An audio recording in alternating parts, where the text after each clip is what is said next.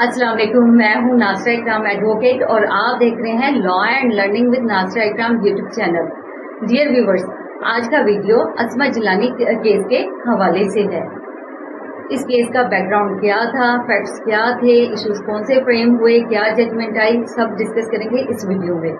اس کے علاوہ لا گیٹ میں آنے والی آبجیکٹو کے حوالے سے بھی ہم اس میں ڈسکشن کریں گے۔ یہ کیس جس کا ٹائٹل تھا Asma Jilani versus government of Punjab, یہ ججمنٹ پبلش ہوئی PLD 1972 SC 139۔ یہ ججمنٹ جو ہم آج ڈسکس کر رہے ہیں یہ ججمنٹ ہے۔ یہ فائل ہوئی تھی، یہ کی تھی فائل، کیس جو فائل ہوا تھا عصمہ جیلانی نے کیا تھا۔ اب فیکٹس کیا تھے اس کیس کے کہ جنرل ایوب خان کی ریزگنیشن کے بعد general Yahya Khan chief martial law administrator بنے اور انہوں نے اسمبلیاں ڈیزالو کر دی۔ اسمبلیاں ڈیزالو کرنے کے بعد کچھ پالیٹیشنز کو ڈیٹین کر دیا، جس میں ملک غلام جیلانی صاحب بھی تھے جو کہ عصمہ جیلانی صاحب کے والد تھے۔ یہ جو ڈیٹینشن تھی یہ انکانسٹیٹیوشنل تھی اور وداؤٹ ٹرائل تھی۔ ان کی ڈیٹینشن کے بعد عصمہ جیلانی نے سپریم کورٹ میں کیس فائل کیا اور وہاں پر جو ایشو ریز کیا وہ یہ ریز ہوا کہ یہ جو ڈیٹینشن ہے یہ انکانسٹیٹیوشنل ہے۔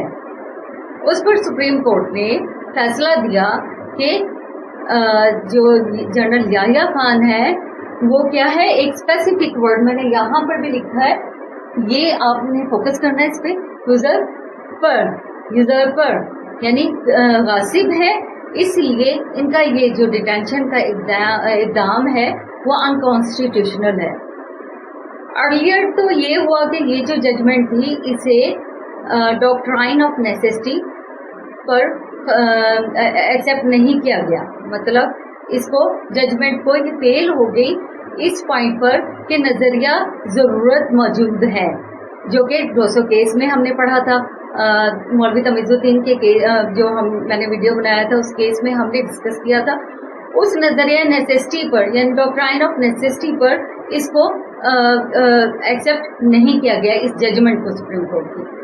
اس کے بعد عصمہ جیلانی نے سپریم کورٹ آف پاکستان میں کیس فائل کیا۔ اس بات کو سپریم کورٹ کے بینچ نے، سپریم کورٹ آف پاکستان، یہ ذہن میں رکھیے گا، سپریم کورٹ آف پاکستان کے بینچ نے، 5 رکنی بینچ نے پھر فیصلہ دیا اور اس میں کہا گیا کہ یہ جو یحییٰ خان ہے یوزرپر یعنی غاصب ہے، اس لیے ان کا یہ جو اقدام ہے یہ انلیگل ہے۔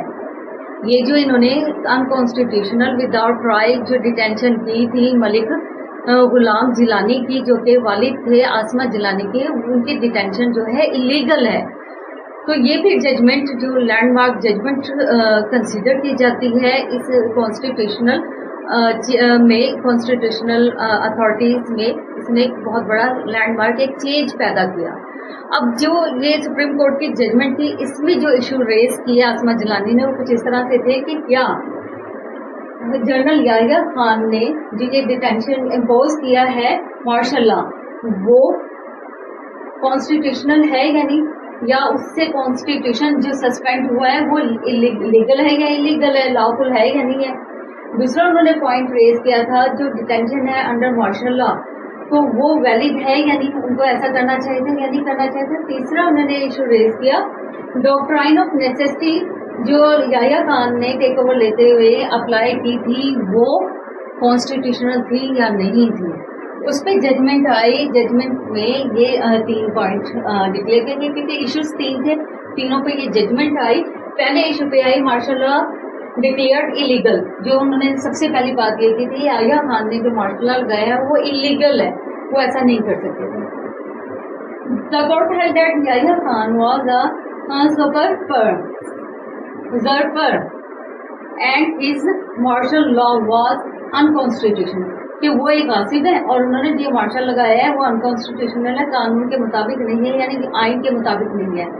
Doctrine of necessity rejected, the court disapproved of the application of the doctrine of necessity which had been used earlier in the डोसो case to validate Ayub Khan take over.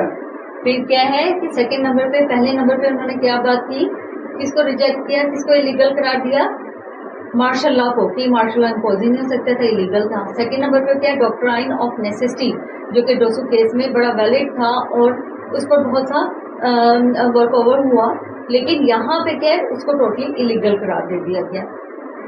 फिर थर्ड नंबर पे chief justice हमादुर Rahman stated that, उन्होंने कहा कि the doctrine had been miss applied in the past, कि ये अगर doctrine डोसो केस में जब अप्लाई हुआ था वो भी ठीक नहीं था, वो भी इलीगल था। वहां पे तो अप्लाई हो गया, लेकिन अब ये अप्लाई नहीं हो गया, ये इलीगल डिक्लेयर हो गया है। अच्छा, अब आपने यहाँ पे ऑब्जेक्टिव के लिए जो क्वेश्चंस तैयार करने हैं, सबसे पहले देखिए ये जजमेंट आपको पता होगा, PLD 1972 SC 139। केस का टाइटल था Asma Jilani versus Punjab, government of Punjab. Case file किया था असमा जिलानी ने और डिटेंशन किसकी हुई थी, मलिक गुलाम जिलानी की, जो कि क्या थे, पॉलिटिकल लीडर थे। उन्हें क्या किया गया था, डिटेन किया गया था, किसमें, मार्शल लॉ में। और किसके दौर में हुआ, याह्या खान के, जनरल याह्या खान के। और असमा जिलानी ने जो इशू रेज किया, वो उन्होंने किस ग्राउंड पे ये केस फाइल किया कि ये जो एग्जाम है मार्शल लॉ का और डिटेंशन का, ये अनकॉन्स्टिट्यूशनल है, यानी कॉन्स्टिट्यूशन परमिशन नहीं देता इस चीज की। फिर इस केस पे जो डिसीजन आया था उसमें याह्या खान का था, सुप्रीम कोर्ट में ये फाइल हुआ केस और सुप्रीम कोर्ट ने इसे यूजर्पर